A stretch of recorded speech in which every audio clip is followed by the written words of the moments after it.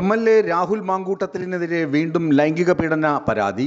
ഒരു യുവതിയാണ് പീഡന പരാതിയുമായി രംഗത്തെത്തിയത്. മാധ്യമങ്ങളിലൂടെയാണ് യുവതിയുടെ ആരോപണങ്ങൾ സജീവമായി പ്രചരിക്കുന്നത്. ലൈംഗിക ഉദ്ദേശത്തോടെ പലതവണ രാഹുൽ സമീപിച്ചുവെന്ന് യുവതി ആരോപിക്കുന്നു. ഇപ്പോൾ വിദേശത്താണ് യുവതി ഉള്ളത്. ആദ്യം വിവാഹാഭ്യർത്ഥന നടത്തിയ രാഹുൽ പിന്നീട് അതിൽ നിന്നും പിന്മാറി. സമ്മർദ്ദം ചെലുത്തിയാൽ ആത്മഹത്യ ചെയ്യുമെന്നായിരുന്നു രാഹുലിൻ്റെ മറുപടിയെന്ന് യുവതി പറഞ്ഞു. പരാതിപ്പെടുമെന്ന് അറിയിച്ചപ്പോൾ I don't care who cares എന്നായിരുന്നു മറുപടിയെന്നും യുവതി വെളിപ്പെടുത്തി. 2 വർഷം മുമ്പാണ് എല്ലാറ്റിൻ്റെയും തുടക്കമെന്നാണ് യുവതി പറയുന്നത്. പെൺകുട്ടിയുടെ വാക്കുകൾ ഇങ്ങനെ വായിച്ചെടുക്കാം. 2023 എനിക്ക് മെസ്സേജ് അയക്കുന്നത്.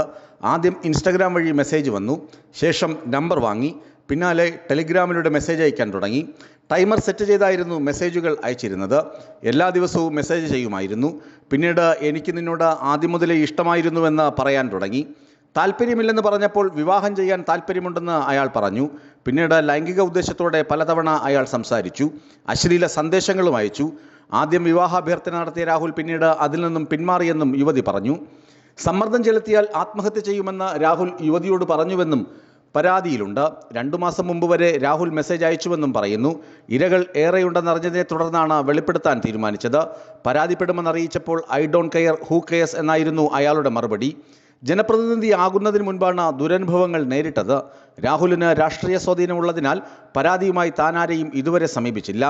എല്ലാ കാലത്തും എല്ലാം മൂടിവെക്കാൻ കഴിയില്ല. സത്യം പുറത്തുവരും. രാഹുലിൽ നിന്ന് ദുരനുഭവം നേരിട്ട മറ്റു ആളുകളെയും അറിയാമെന്നും യുവതി വെളിപ്പെടുത്തിയിട്ടുണ്ട്. അധികാരം കിട്ടിയതോടെയാണ് രാഹുൽ അഹങ്കാരിയായതും ഭീഷണി സ്വരം ഉയർത്തിയതെന്നും സ്ത്രീകളെ അവഗണിക്കാൻ തുടങ്ങിയതെന്നും യുവതി പറയുന്നു. I don't care who CARES എന്നീ ആറ്റിറ്റ്യൂഡിലേക്ക് രാഹുൽ എത്തിയതും അധികാര ദുർവിനിയോഗത്തിലൂടെയാണ്. പ്രവർത്തകനായിരുന്ന കാലത്ത് തെറ്റുകൾ ആരോടും പറയരുതെന്ന് അപേക്ഷിച്ചിരുന്ന രാഹുൽ പിന്നീട് എന്തു പറഞ്ഞാലും തന്നെ ആരും ചോദ്യം ചെയ്യില്ലെന്ന തരത്തിലേക്ക് മാറി.